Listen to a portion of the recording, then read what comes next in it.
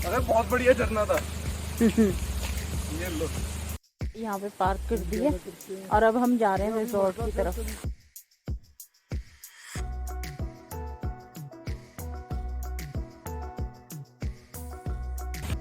और अब हमने कर दिया है चेकआउट और हम जा रहे हैं पंगोट। तो होटल से निकल चुके हैं बाहर और इस समय जा रहे हैं पंगोट। नमस्कार दोस्तों, स्वागत है आप सभी का मेरे चैनल पर। तो अभी हम नैनीताल से चल दिए हैं और जा रहे हैं पेंगोट की तरफ। तो मैं आपको बता दूं कि देवभूमि उत्तराखंड में घूमने की अनेक सुंदर सुंदर जगह हैं, जहां जाकर आप अपने मन को शांत एवं अपने परिवार एवं दोस्तों के साथ खुशी के पल बिता सकते हैं। तो चलिए आज ऐसे ही एक खूबसूरत हिल स्टेशन के बारे में आपको बताती हूँ, जिसका नाम है पेंगोट। पेंगोट में आप साल के किसी भी महीने में आ सकते हैं और प्रकृति का आनंद उठा सकते हैं। यह हिल स्टेशन के साथ साथ प्रकृति प्रेमियों के लिए भी बहुत ही खूबसूरत जगह है। नैनीताल के पास पेंगोट बहुत ही खूबसूरत हिल स्टेशन है। प्रकृति की गोद में कुछ शांतिपूर्ण समय बिताने के लिए बहुत ही अच्छी जगह है। शहर की भीड़भाड़ भरी जिंदगी व बिजी लाइफ को कुछ सुकून भरे पल देने के लिए आप यहाँ आ सकते हैं। अगर आप घूमने के लिए नैनीताल आ रहे हैं तो पेंगोट जरूर आइए, एक दिन पेंगोट में जरूर बिताइए। ये हिल स्टेशन दिल्ली से महज 340 किलोमीटर की दूरी पर है और नैनीताल से 13 किलोमीटर की दूरी पर है। पेंगोट का मुख्य आकर्षण इसके पक्षी हैं। पक्षियों की लगभग 500 से भी अधिक प्रजातियां यहाँ पर हैं। तो दोस्तों मैं बता दूं आपको कि हम भी दिल्ली से आए हैं और पहले हम नैनीताल गए थे और उसके बाद हम पेंगोट की तरफ जा रहे हैं। व्यस्त जीवन से एक ब्रेक के लिए हर किसी को इस शांत जगह पर जरूर आना चाहिए। पेंगोट का मौसम पूरे साल बहुत ही सुहावना रहता है और नैनीताल के अकॉर्डिंग यहाँ का मौसम आपको हमेशा ठंडा मिलेगा। सर्दियों में यहाँ आपको बर्फ भी देखने को मिल सकती है। इस दौरान पर्यटक बर्फ से ढकी बर्फीली चोटियों को देख सकते हैं। इस जगह को कपल्स हनीमून के लिए भी बेहद पसंद करते हैं। यह एक बहुत ही शांत जगह है जहां पर कपल्स आकर के अपना समय बिता सकते हैं। जिस रोड पर हम चल रहे हैं ये रोड हमें पेंगोट लेकर जाएगा। रोड बहुत चौड़ा नहीं है, बहुत नैरो रोड है। रास्ते में बहुत से रेस्टोरेंट, होटल्स और रिजॉर्ट भी बने हुए हैं जहां पर कि लोग रुके हुए हैं। और ये ज़्यादा पेंगोट अभी इतना ज़्यादा डेवलप नहीं हुआ है और यहाँ पर बहुत ही कम टूरिस्ट अभी आते हैं, क्योंकि कई लोगों को तो इसका पता ही नहीं है इस जगह का। जैसे कि हमें भी नहीं पता था, हम भी पहली बार पेंगोट जा रहे हैं। और बहुत ही घुमावदार रास्ते हैं। अगर सामने से इतना नैरो रोड है कि अगर सामने से गाड़ी आ रही है तो आपको अपनी गाड़ी रोकनी पड़ेगी, जैसे कि अभी हमने अपनी गाड़ी को यहाँ पर साइड में लगाया है जिससे कि सामने आने वाली गाड़ियां निकल सकें। तो इस तरीके से हम अपना आगे का सफ़र तय करते हुए चल रहे हैं और बहुत ही घुमावदार यहाँ पर मोड़ है, बहुत ही तीव्र मोड़ है। अगर आप पेंगोट आ रहे हैं और आपके पास अपनी गाड़ी है तो बहुत ही अच्छा है, क्योंकि अपनी गाड़ी से आप यहाँ के नज़ारों का बहुत ही आनंद उठा सकते हैं। चारों तरफ हरियाली है, देवदार के वृक्ष लगे हुए हैं और बहुत ही सुंदर नज़ारे देखने को मिल रहे हैं। तो अगर आप अपनी गाड़ी लेकर नहीं आए हैं तो आप नैनीताल से भी टैक्सी रेंट पर ले सकते हैं। तो वहाँ पर टैक्सी मिलती है साइट सीन दिखाने के लिए। तो अगर आप साइट सीन के लिए टैक्सी कर रहे हैं तो वो आपको पेंगोट नहीं लेके जाएंगे। अगर आपको पेंगोट जाना है तो आपको उनसे कहना पड़ेगा कि हमें पेंगोट जाना है, तब आपको वो पेंगोट लेकर जाएंगे। तो आप रेंट पर भी टैक्सी पेंगोट के लिए कर सकते हैं। तो यहाँ पर देखिए बहुत सारे यहाँ पर रिजॉर्ट बने हुए हैं। यहाँ पर काफ़ी सारी गाड़ियाँ खड़ी हुई थी, कार वगैरह। तो यहाँ पर भी लोग रुके हुए हैं। तो धीरे धीरे जो ये पेंगोट है धीरे धीरे ये डेवलप हो रहा है और लोग टूरिस्ट जो हैं वो आ रहे हैं धीरे धीरे। इस आने वाले समय में ये बहुत ही अच्छा एक टूरिस्ट प्लेस बन जाएगा, क्योंकि नैनीताल में भी अब काफ़ी ज़्यादा टूरिस्ट आने लगे हैं। तो अगर आप एक शांति वाली जगह चाहते हैं तो आप यहाँ पर आ सकते हैं। एक दिन तो कम से कम आपको यहाँ पर ज़रूर बिताना चाहिए। नैनीताल से कुछ टैक्सी वाले भी यहाँ तक आपको साइट सीन दिखाने के लिए लाते हैं और ये जगह बहुत ही प्रसिद्ध है। लेकिन वो आपको पेंगोट लेकर नहीं जाते। और अभी हम जिस पॉइंट पर हैं यहाँ से हम हिमालयन रेंज और नंदा देवी पीक और ग्लेशियर्स यहाँ से हम देख सकते हैं। और यहाँ पर बहुत सारे टूरिस्ट रुके हुए थे, तो सभी नज़ारों का आनंद ले रहे थे। देखिए सामने से आपको हिमालय दर्शन भी हो जाते हैं। बहुत ही सुंदर हिमालय पर्वत की चोटियाँ, बहुत सुंदर बादल, आकाश, बहुत ही सुंदर नज़ारे थे और हम बहुत ही इसका आनंद उठा रहे थे। ये चीज़ें हमें शहर में देखने को नहीं मिलती। शहर की बिजी लाइफ से हम यहाँ पर एकांत में आकर के समय बिता सकते हैं। तो यहाँ पर बहुत ही सुंदर नज़ारों का लुत्फ़ उठाते हुए लोग यहाँ पर वीडियोग्राफी भी कर रहे थे। हमने भी बहुत सारी यहाँ पर वीडियोस बनाई और फ़ोटो खींची। तो सभी यहाँ पर अपनी पिक्चर्स ले रहे थे। कोई मोबाइल फ़ोन के द्वारा ले रहा था, कोई कैमरे से ले रहा था। मतलब कि सब बहुत ही सुंदर नज़ारा था, बहुत ही सुंदर। मैं आपको शब्दों में इसको बयां नहीं कर सकती। जब आप लोग आएंगे तो खुद महसूस करेंगे तो कि कितना सुंदर यहाँ का नज़ारे थे, कितना सुंदर व्यू था कि यहाँ की जो सुंदर प्रकृति की सुंदरता देखते ही बनती है। तो हिमालय दर्शन करने के बाद हम चल दिए थे आगे की तरफ। तो अब मैं बता दूं आपको कि पेंगोट की समुद्र तल से ऊंचाई लगभग 6510 फीट है और लगभग मनाली जितनी ऊंचाई पर पेंगोट स्थित है। तो देखिए अब आ गया है चढ़ाई वाला रास्ता और काफ़ी घुमावदार रास्ते हैं पेंगोट के और काफ़ी नैरो रोड है जो कि मैं आपको बता ही चुकी हूँ। और यहाँ पर अगर सामने से एक गाड़ी आ रही होती है तो अपनी गाड़ी को साइड में करना पड़ता है। तो अगर आप नैनीताल आए हुए हैं तो नैनीताल से आप सुबह सुबह पेंगोट के लिए निकलिए, क्योंकि अगर आप शाम को निकलते हैं तो यहाँ पर कोई भी लाइट की सुविधा नहीं है। और अगर बाई चांस आपकी गाड़ी में कोई प्रॉब्लम हो जाती है तो यहाँ पर मेरे ख्याल से तो आपको हेल्प भी बहुत ही मुश्किल से मिल पाएगी। तो इसीलिए आप थोड़ा सा टाइम अपना लेकर चलिए और आप सुबह निकलिए और आराम से आप रास्ते की खूबसूरती देखते हुए आगे बढ़ते चलिए, क्योंकि अगर आपकी ड्राइविंग स्किल्स अच्छी हैं तो ही आप यहाँ पर अपनी गाड़ी लेकर आएँ, नहीं तो आप नैनीताल से रेंट पर भी गाड़ी से यहाँ पेंगोट घूमने के लिए आ सकते हैं। और रोड कंडीशन तो आप लोग देख ही रहे हैं। रोड कंडीशन ना बहुत अच्छी है ना ही बहुत ज़्यादा ख़राब कह सकते हैं। रोड कंडीशन को ठीक ठाक है।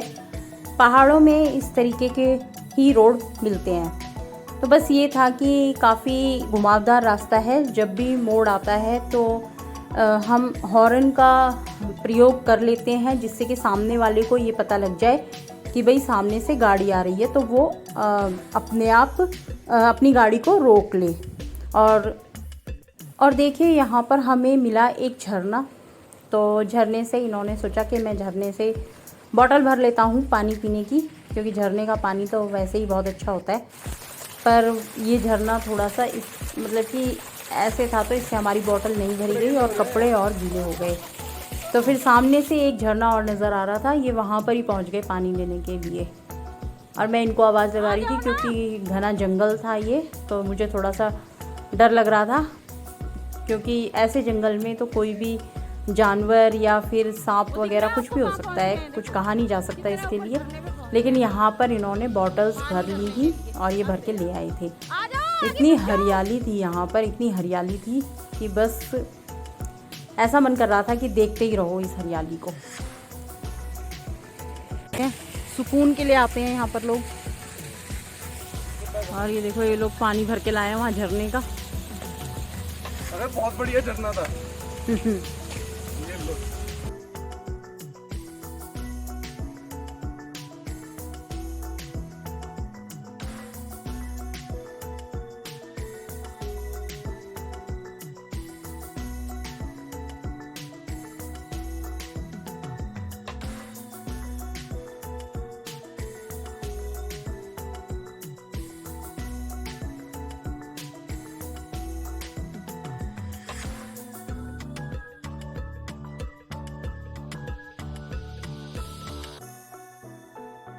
बन गई।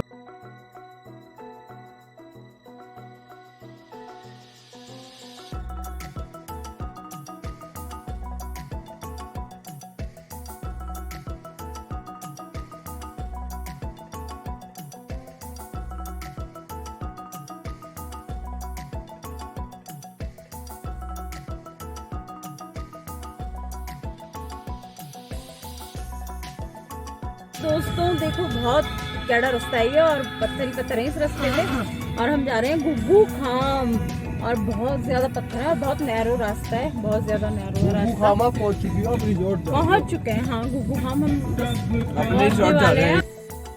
तो जी दोस्तों मैं आपको बता दूं कि हम जा रहे हैं पेंगोट से आगे 2-3 किलोमीटर आगे एक गांव है जिसका नाम है गुग्गू खाम।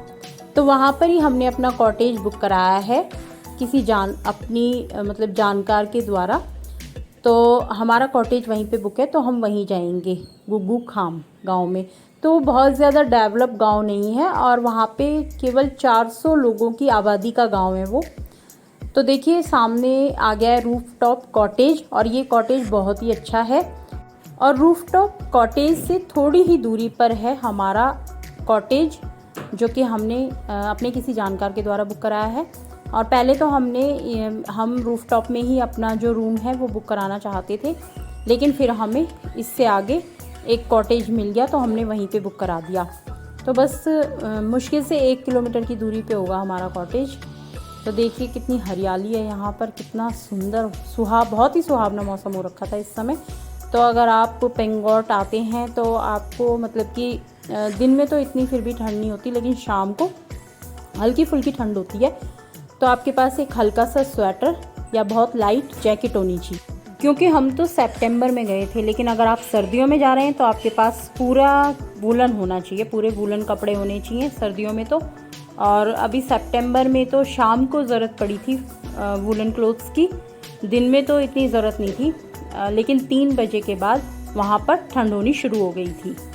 तो काफ़ी कोहरा वगैरह और ये सब बार बार हो रहा था, तो बहुत ही सुंदर नज़ारे थे। तो ये जो रास्ता है ये जा रहा है गुग्गू खाम की तरफ और हम अपनी मंजिल की तरफ निकल गए हैं इस समय और हम जा रहे हैं गुग्गू खाम। पहली बार मैंने ये नाम सुना है गुग्गू खाम। आप लोग भी शायद सुन चुके होंगे या पहली बार सुन रहे होंगे। जो उत्तराखंड के लोग होंगे उनको तो पता होगा, लेकिन दिल्ली वालों के लिए बहुत ही नया नाम है। और यहाँ पर भी काफ़ी नैरो रास्ता था, पर जैसे जैसे मतलब मौसम इतना सुहावना होता जा रहा था, जैसे जैसे हम आगे बढ़ते जा रहे थे तो मौसम बहुत ही सुहावना होता जा रहा था। और देखिए आसमान कितना सुंदर लग रहा है, बहुत ही सुंदर आसमान लग रहा था इस समय। और धीरे धीरे ये जो है एरिया ये धीरे धीरे डेवलप हो रहा है और आने वाले समय में बहुत डेवलप हो जाएगा, क्योंकि अब लोग यहाँ पर आने लगे हैं। लोगों को ये जगह लोग एक्सप्लोर करते हैं और उनको पता लग गया है कि भाई ऐसी जगह भी है घूमने के लिए नैनीताल से आगे। तो धीरे धीरे जो ये एरिया है ज़रूर डेवलप होगा ये, और यहाँ पर अच्छे खासे टूरिस्ट आया करेंगे। और बस अब थोड़ी ही दूरी पर हमारा कॉटेज है और अब हम अपने कॉटेज में मतलब कि पहुँचने वाले हैं। और यहाँ पर काफ़ी मतलब आने वाले समय में बहुत सारे कॉटेज और रिजॉर्ट बन जाएंगे और होटल्स, क्योंकि अब टूरिस्ट यहाँ का भी रुख करने लगे हैं।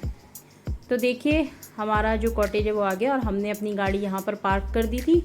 तो यहाँ पर कोई स्पेशल पार्किंग की कोई जगह नहीं थी, यहाँ पर ही किनारे पे हमने अपनी गाड़ी लगा दी थी। यही उनकी पार्किंग थी कॉटेज वालों की। तो अब हम अपने कॉटेज की तरफ चल दिए। तो ये कुछ सीढ़ियाँ चढ़ के और कुछ वैसा रास्ता था वो चढ़ के हम ऊपर की तरफ जा रहे हैं। तो ये सामने जो दिख रहा है यही है हमारा कॉटेज और इसका नाम है हिमवांडर कॉटेज।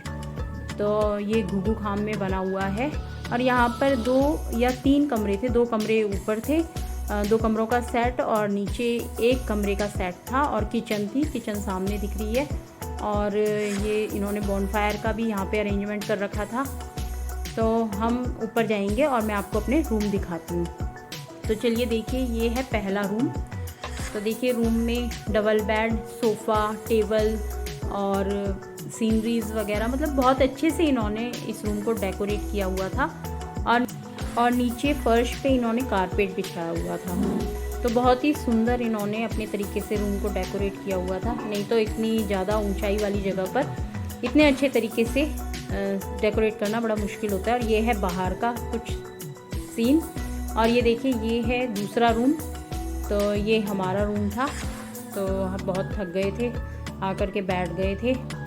और इसमें भी इस तरीके से ही था, डबल बेड था और साइड में जो वॉल थी वो इस तरीके से इन्होंने मतलब डेकोरेट की हुई थी। ये पत्थर, जो पहाड़ के जो पत्थर होते हैं ना, उसी के द्वारा इसको बनाया गया था। और यहाँ पे देखिए वॉशरूम एकदम साफ़ सुथरा था, बिल्कुल साफ़। और ये कॉटेज कुछ समय पहले नए ही बने थे, तो बहुत ही साफ़ सुथरे थे, कोई स्मेल वगैरह कुछ नहीं, एकदम साफ़ सुथरा कॉटेज था। और बहुत ही अच्छे रूम थे, मुझे तो बहुत अच्छे लगे ये रूम। और अपने तरीके से इन्होंने बहुत अच्छे से इसको डेकोरेट भी कर रखा था। तो मैं आपको बता दूं कि ये जो यहाँ के ये जो भैया थे जो यहाँ पर रह रहे थे, और जो उनकी मतलब कि जो सर्विस थी ना, वो बहुत अच्छी थी, किचन की सर्विस। जो भी हमने ऑर्डर किया और उसके 10-15 मिनट बाद वो हमारा ऑर्डर आ जाता था।